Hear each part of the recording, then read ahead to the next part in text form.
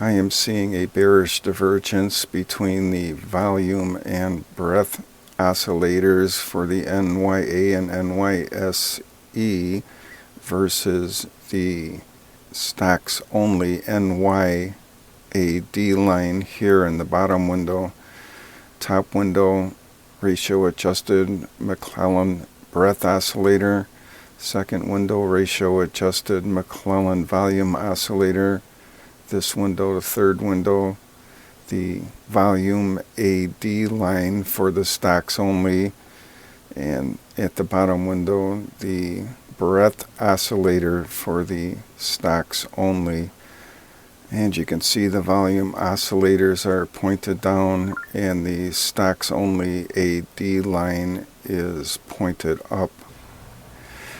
Now granted that the current era is a lot different than this past one here on April 14th, 2023, but you can see it was the same thing exactly like it is today. So we'll scroll up to price and take a look to where the AD line for the stocks only here breadth is headed down, so it rolled over right here on April 19th. We'll scroll up now. And up here in price, you can see that was right around the time when there was a major downdraft. Now again, these are definitely different times than back then, and things are getting a lot better on the inflation front, etc. And here's the price chart for the NYA, the up-to-date one. We'll zoom in a little bit now. So I have this green resistance line with an upwards trajectory anchored back here in August of 2022.